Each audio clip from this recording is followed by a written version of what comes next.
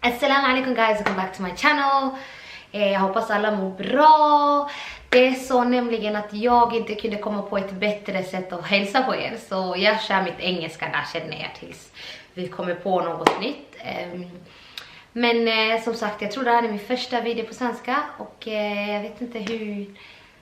Det här kommer vara spännande guys. För jag är så van att sätta mig framför kameran och prata på engelska. Men nu har vi switch things up.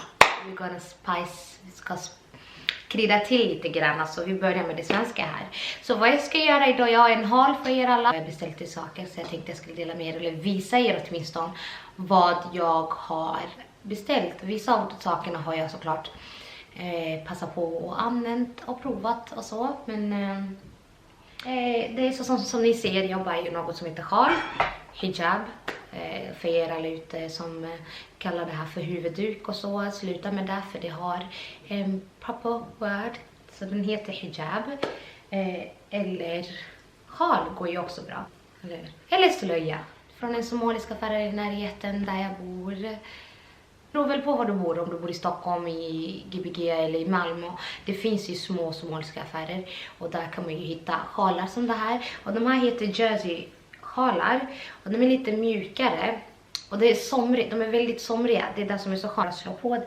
Du kan bara slänga över den. Nu ska vi prova med den andra sjalen på också. Men de här sjalarna kostade oss 40 kronor tror jag varje för stick. Sen har jag den i blå, mörkblå. Sen har jag den i beige.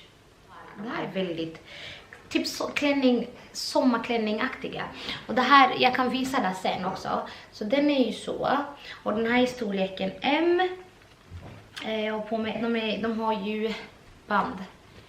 Elastic i midjan där. Sen finns det en liten, ja, så tycker jag, spänna åt ifall det sitter för lös. Så det är där. De här kjolarna har jag också köpt från ett somaliskt ställe. Så det här kostade mig 150 kronor.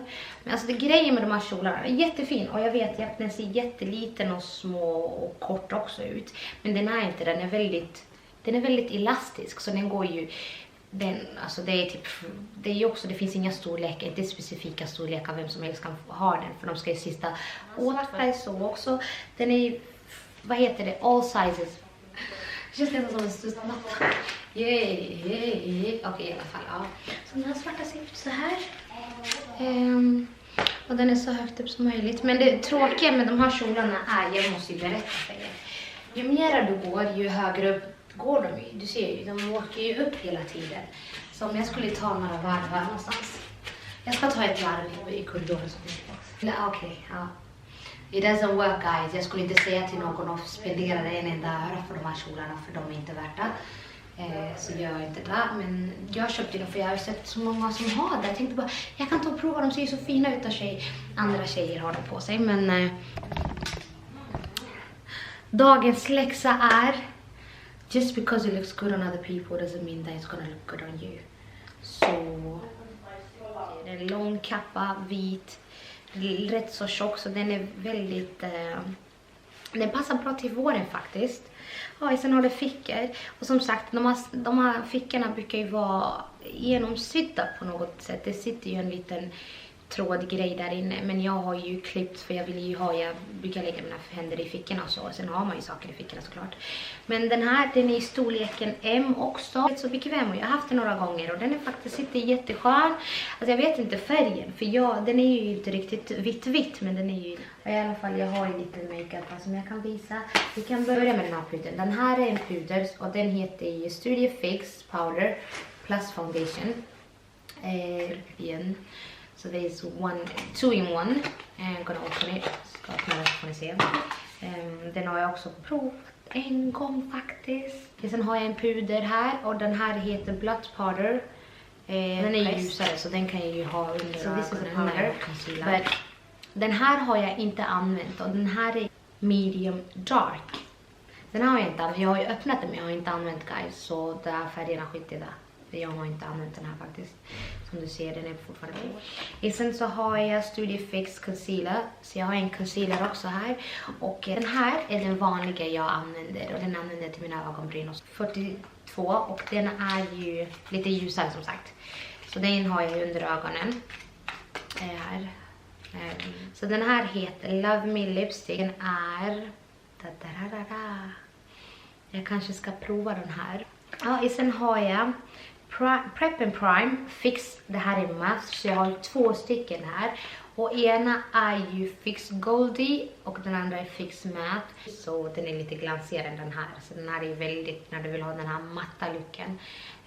Men jag tycker om oiliga ibland som jag sitter nu. Alltså det är väldigt oilig. Zalando-boxen. Oh my gud. Okay. Jag kanske ska ta och öppna den åt er. Och jag tror jag får vinkla den här lite ner så ni ser lite mer här. Okej, väskan är från Zalando. Jättefin. Den öppnas på det här sättet. Jag vet inte om jag behöver visa er hur man öppnar väskor. Men sen har vi en med gulddetaljer som är från River Island by the way. För jag ville ha River Island väska har jag velat. En fin. Ja. Den har en liten... sån här. Man kan ju ta bort det ifall man inte ser dem ut. Och där står det River Island as well. Så har du en liten dragkedja så du kan lägga dina saker. Ja, i alla fall den har två stora fackor. Sen har den en liten där, en liten där, en liten där. Ja, 39, det är 39. Men vad stor den ser ut? Den ser ju så jäkla stor ut för att vara 39.